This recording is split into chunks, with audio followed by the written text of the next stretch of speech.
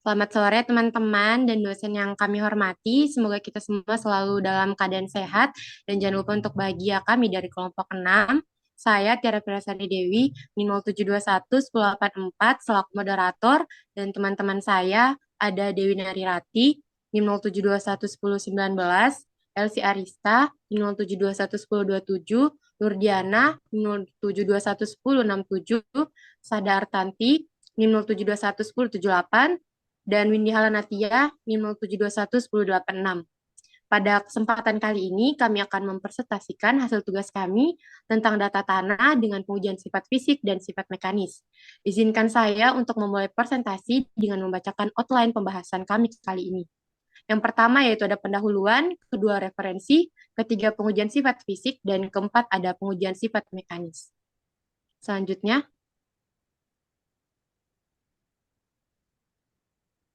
oke, jadi perbaikan tanah adalah langkah-langkah yang dilakukan dalam stabilisasi tanah dengan cara memperbaiki karakteristik tanah asli dengan menambahkan material timbunan dan material pelapis.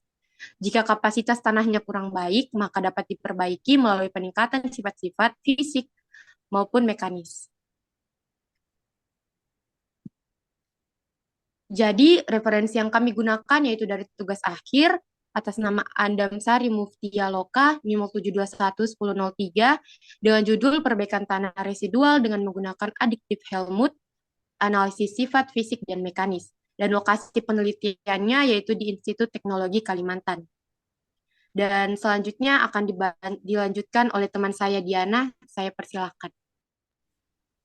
Oke, selanjutnya ada pengujian sifat fisik tanah, di mana pengujian sifat fisik tanah ini memiliki data fisik tanah meliputi gravimetri dan volumetri yang diperlukan untuk memperoleh karakteristik tanah.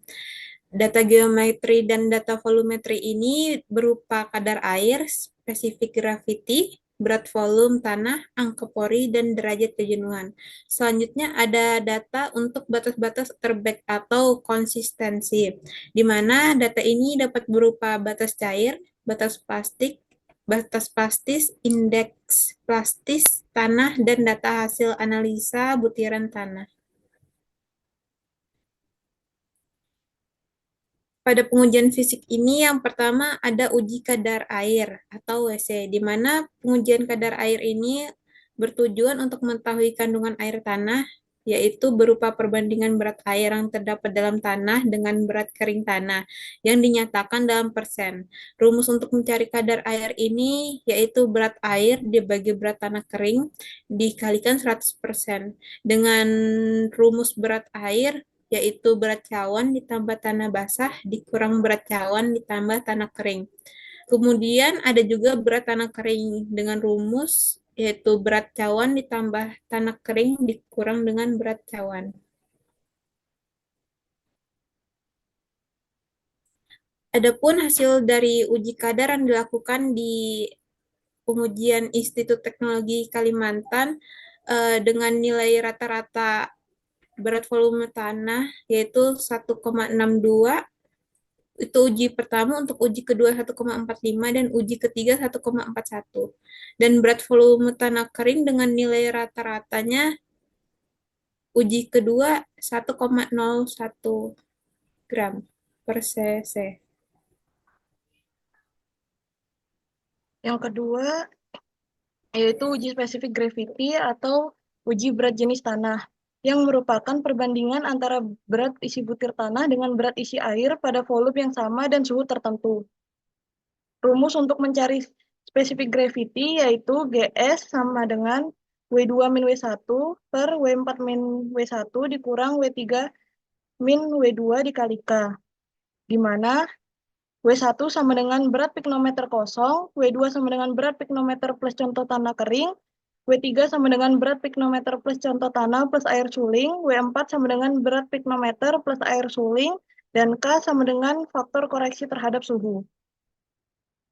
Pada suhu 20 derajat Celcius, rumus GS adalah alfa dikali GS. Setelah didapatkan nilai kadar air dan berat volume, dapat diketahui nilai angka pori E, porositas atau N, dan derajat kejenuhan atau SR dengan rumus E sama dengan 1 plus WC per 100 dikali GS per gamma T dikurang 1. N sama dengan E per 1 plus E dikali 100. SR sama dengan WC per 100 dikali GS per E dikali 100.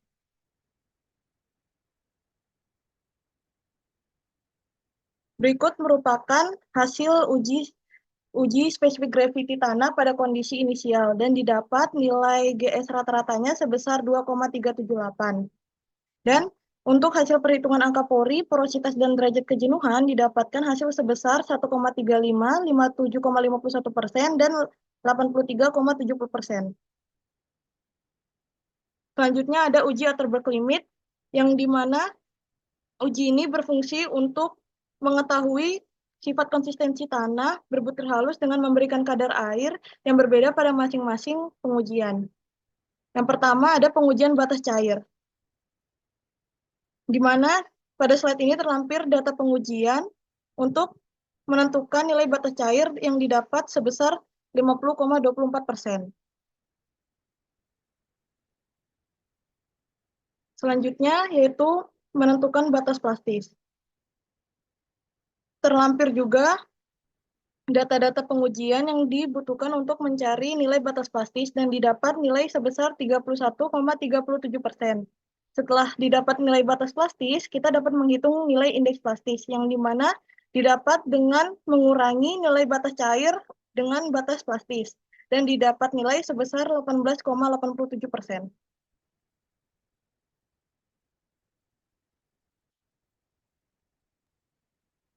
Baik, kemudian selanjutnya uji analisa ayakan. Uji analisa ayakan bertujuan untuk mengetahui ukuran butir dan susunan butiran pada suatu tanah.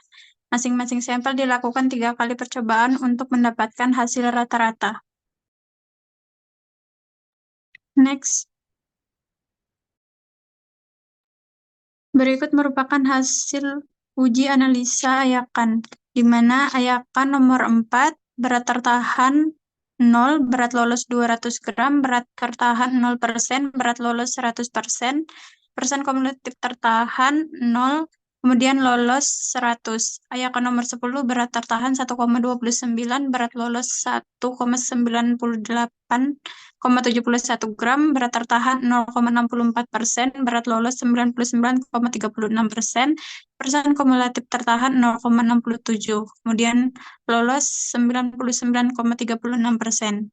Untuk ayakan nomor 50, berat tertahan 10,44, berat lolos 188,27 gram, kemudian berat tertahan 5,22%, berat lolos 94,13%, persen kumulatif tertahan 5,86, kemudian lolos 94,13, dan seterusnya.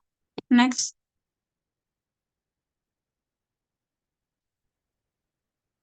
Hasil perhitungan analisa ayakan tanah kondisi inisial. Kondisi inisial pada kedalaman 0,5 meter mempunyai kandungan kerikil 0%, kandungan pasir 26,11%, dan kandungan lempung dan lanau 73,89%. Next.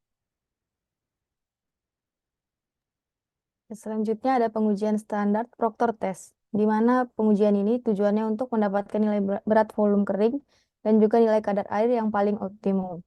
Untuk memperoleh nilai volume kering dan kadar airnya itu dilakukan pengujian di mana membutuhkan data-data sebagai berikut di gambar, ada berat cawan dan lain sebagainya.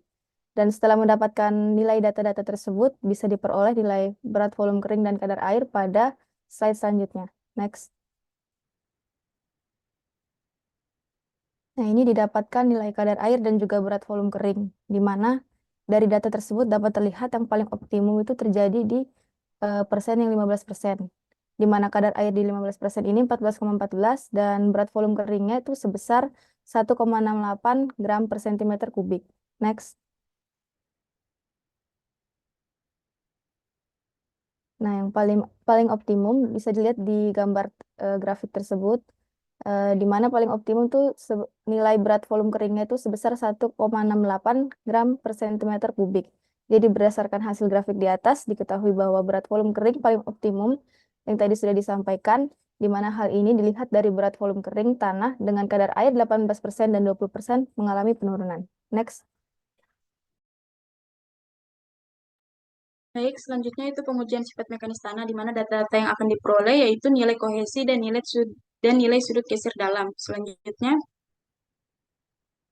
pada pengujian sifat mekanis ini dilakukan uji direct shear, di mana uji ini dilakukan untuk mengetahui nilai kohesi dan sudut geser tanah masing-masing yang dilakukan dengan 3 kali percobaan dengan beban yang berbeda, yaitu 2 kg, 4 kg, 8 kg, dan diperoleh hasil sebagai berikut, di mana nilai kohesinya yaitu 0,93 kg per cm pangkat 2, dan nilai sudut geser dalamnya yaitu 26,439 derajat. Selanjutnya, ini adalah kesimpulan dari data tanah yang telah diperoleh, di mana rekapitulasi hasil sifat uji sifat fisik tanah dan uji sifat mekanis tanah dengan kondisi inisial. Pada uji sifat fisik diperoleh 10 data dan pada sifat mekanis diperoleh 2 data, yaitu kohesi dan sudut geser dalam. Selanjutnya, ini adalah referensi yang kami gunakan juga dalam pencarian materi ini, yang dapat dilihat sebagai berikut. Selanjutnya, Terima kasih atas perhatiannya. Sekian presentasi dari kelompok kami. Jika ada lebihnya itu dari saya dan kurang-kurangnya dari teman saya. Bercanda. Kurang lebihnya mohon maaf. Terima kasih dan selamat malam.